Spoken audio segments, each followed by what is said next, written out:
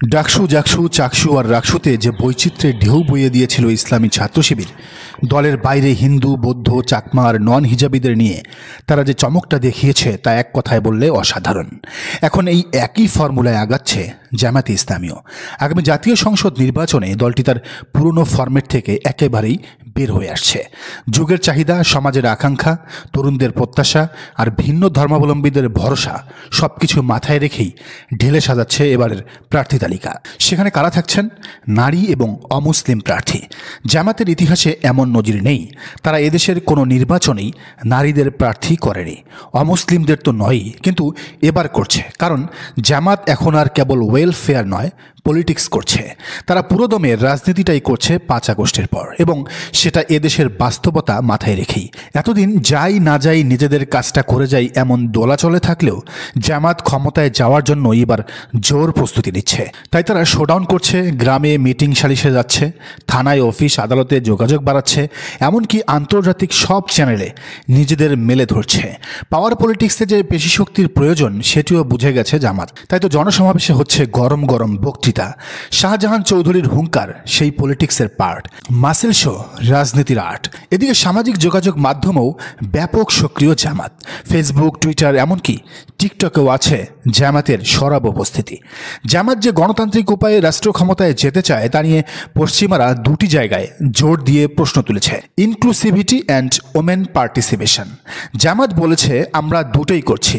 আমাদের দল থেকে সংসদে কেবল মুসলিম আর পুরুষরা নয়, যাবেন নন মুসলিম আর নারীরাও। শোনা যাচ্ছে এরই মধ্যে নারী প্রার্থীদের প্রাথমিক তালিকা করেছে জামাতে ইসলামী। আলোচনায় আছেন দেশসেরা বেশ কয়েকজন শিক্ষাবিদ, সমাজসেবিকা, সংগঠক, ডাক্তার আর ইঞ্জিনিয়ার। এই তালিকায় প্রথম নামটি আসছে যার, তিনি হলেন অধ্যাপিকা নুরুন্নেসা সিদ্দিকা। 5 আগস্টের পর এই নামটি জামাত এবং জামাতের বাইরেও মিডিয়ায় বেশ আলোচিত। জামাতে ইসলামীর মহিলা বিভাগের কেন্দ্রীয় সেক্রেটারি জেনারেল নুরুন্নেসা সিদ্দিকা একজন শিক্ষাবিদ, সমাজসেবিকা এবং তুখোর সংগঠক। শেখ হাসিনার ফেসিবাদের আমল থেকেই তিনি দলকে চাঙ্গা রেখেছেন, কাজ করছেন নিরলসভাবে। এর পরের নামটি আপনাদের আরও বেশি পরিচিত, ইঞ্জিনিয়ার মার্দিয়া মমতাজ। বুয়েটের সিভিল ইঞ্জিনিয়ারিং বিভাগের প্রাক্তন এই শিক্ষার্থী বিশ্ববিদ্যালয়ের শিক্ষক, প্রকৌশলী এবং তুখোর বক্তা। জামাতের হয়ে টিভি টক শোতে একাই লড়ছেন এই নারী। এরই মধ্যে অর্জন করেছেন তুমুল জনপ্রিয়তাও। শোনা যাচ্ছে জামাত তাকে শুধু টকশো নয়, নিতে চায় সংসদেও। এছাড়া সাবেক 2 সংরক্ষিত আসনের এমপিও আছেন জোর আলোচনায়। ডাক্তার শফিকুর রহমানের স্ত্রী ডাক্তার আমিনা রহমান, যিনি জামায়াতে ইসলামীর কেন্দ্রীয় কর্মপরিষদ সদস্য ও মজলিসে শুরা সদস্য ছিলেন 2001 সালের এমপি। সাবেক এমপি শাহানারা বেগমও এবার দাঁড়াতে পারেন ঢাকার কোনো একটি আসন থেকে। ঢাকা মহানগরী দক্ষিণ মহিলা বিভাগ জামায়াতের অভিভাবক সদস্য ও কেন্দ্রীয় মজলিসে শুরা সদস্য তিনি ছিলেন সাবেক এমপি। ব্যারিস্টার সাবিকুন নাহারকে নিয়েও চলছে কানাঘুষা। সুপ্রিম কোর্টের আইনজীবী তিনি। মহিলা বিভাগ জামাতে ইসলামীর সহকারী সেক্রেটারি জেনারেল। তাছাড়া ডাক্তার আবদুল্লাহ মোহাম্মদ তাহের এবং অ্যাডভোকেট শিশির মোহাম্মদ মনিরের স্ত্রীকে নিয়েও ভাবছে জামাত। তাদের একজন ডাক্তার, আরেকজন আইবিএ গ্রাজুয়েট, গ্রামীণ ফোনের সাবেক টিম লিডার। জামাতে শুধু নারী নয়, এবার অন্যতম চমক হবেন হিন্দু প্রার্থীরাও। শ্রীকৃষ্ণ নন্দী বাংলাদেশ জামায়াতে ইসলামী অমুসলিম শাখার খুলনা জেলা শাখার সভাপতি। এই হিন্দু নেতা খুলনা 1 তথা দাকব বটিয়াঘাটা আসনে প্রার্থী হতে পারেন দাঁড়িপাল্লার। জামায়াতে ইসলামী অমুসলিম শাখার মাগুরা জেলা সভাপতি প্রখ্যাত চিকিৎসক, বীর মুক্তিযোদ্ধা শ্রী পরেশকান্তি সাহা মাগুরা 2 আসনে প্রার্থী হতে পারেন জামাতের। জামাতের এত প্রস্তুতির পরও যারা প্রশ্ন তোলেন যে জামাত ক্ষমতায় গেলে দেশ চালাতে পারবে কিনা, তাদের উদ্দেশ্যে গবেষক আসিফ মাহমুদের একটা পর্যবেক্ষণ তুলে ধরি। তিনি লিখেছেন, জামাত ক্ষমতায় গেলে দেশ চালাতে পারবে কিনা এ নিয়ে অনেকের সংশয় রয়েছে। এই সংশয়টা আসে জামাতকে নিয়ে অজ্ঞতার জায়গা থেকে। জামাতের জনশক্তি সম্পর্কে ধারণা থাকলে যে কেউ এটা বুঝতে পারবেন যে জামাত খুব ভালোভাবেই দেশ চালাতে পারবে।